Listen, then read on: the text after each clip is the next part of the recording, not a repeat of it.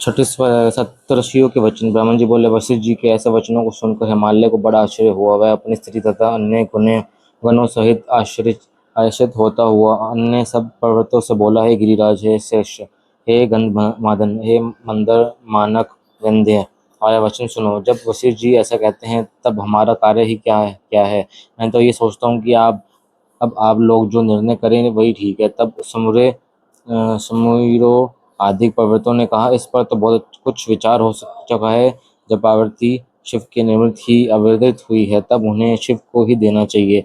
फिर जब इसने रुद्र की आराधना की और रुद्र ने स्वीकार भी कर लिया है तब तो वो कुछ कहना ही नहीं है। सुमीरो आदि पर्वतों के ऐसे वचन सुनकर हिमालय बहुत प्रसन्न हुए और पार्वती तो अपने मन में हंसने लगी। अरुंधति अलग ही अनेक वचनों और अनेक हासों द्वारा मैना का बोधन कर रही थी। उसे समझकर मैना बहुत प्रसन्न हुई और अरुंधति तथा हिमालय को एक साथ भोजन कराकर उन्होंने भी स्वयं भोजन किया। ज्ञानी शैलराज ने सब मुनियों की अच्छी सेवा की। मुनियों के समझने से उनका विस्मय दूर हुआ। शैलराज ने पार्वती को भूषणों से सज्जित कर ऋषियों की गोद में बिठाया और कहा कि मैं आप लोगों की प्रेरणा से अब इसे अवश्य ही शंकर जी को दूंगा। ऋषियों ने कहा, अवश्य शंकर ग्रहिता अब दाता और देवी पार्वती की भिक्षा है, फिर इससे अधिक उत्तमा और क्या हो सकती है।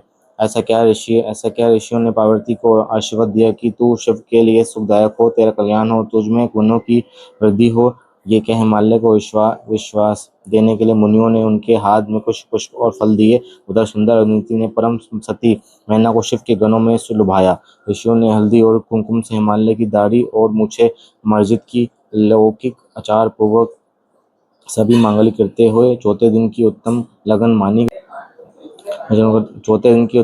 मानी गई। ऐसा निश्चय कर सप्तऋषि शिव जी के पास गए। हिमालय और मैना को समझाने वाली अपनी सब कलाएं प्रकट की और शिव जी से उनकी बहुत सी स्तुति कर कहने लगे कि अब इस प्रकार वह दोनों हिमालय और मैना समझ गए हैं, इसमें कुछ अब वह पलट नहीं सकता। अब आप अपने गणों को साथ ले विवाह के लिए सज जाइए। ये हे देव, अब आप शीघ्र ही अपने विवाह के लिए हिमालय घर चलिए और योग पार्वती के साथ विवाह कर पुत्र उत्पन्न कीजिए। ये सुनकर शंकर जी लोकाचार की गति से हंसकर बोले कि मैंने तो ना कभी विवाह देखा है ना सुना है। जैसी विधि आपने पहले ही वैसे ही विधि कीजिए। शिव जी के इस प्रकार कहने पर ऋषिगण हंसने लगे। फिर बोले, अच्छा तो आप सबसे पहले विष्णु जी को उनके समाज सहित यहाँ बुलाइए तथा ब्रह्मा जी और को बुलाइए। समस्त ऋषियों गंधर्वों किन्नरों सिद्धों विद्याधरों और अप्सराओं के समाज तथा अन्यों को भी सादर सप्रेम आमंत्रित कीजिए। इन सबके आने से आपका कार्य सिद्ध होगा। शिव जी ने ऐसा कहकर सप्त ऋषिगण अपने लोक को चले गए। अतिशमापन देते प्राप्ति खंड का 36वां अध्याय समाप्त।